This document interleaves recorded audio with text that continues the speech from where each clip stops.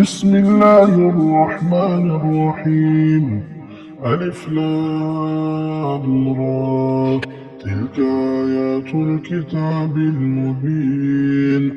إنا أنزلناه قرآنا عربيا لعلكم تعقلون.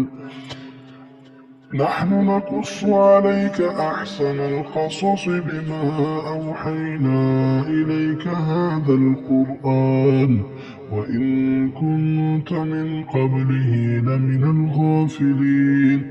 إذ قال يوسف لأبيه يا أبت إني رأيت 11 كوكبا والشمس والقمر رأيتهم لي ساجدين.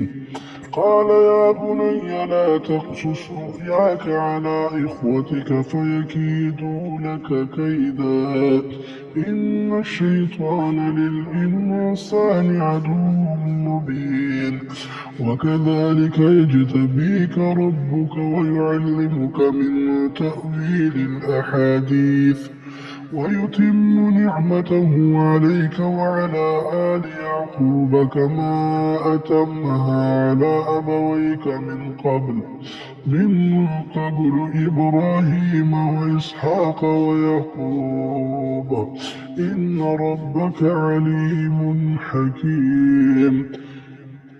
لقد كان في يوسف وإخوته آيات للسائلين إذ قالوا ليوسف وأخوه أحب إلى أبينا منا ونحن عصبة إن أبانا لفي ضلال مبين. اقتلوا يوسف أو اطرحوه أرضا يخل لكم وجه أبيكم وتكونوا من بعده قوما صالحين.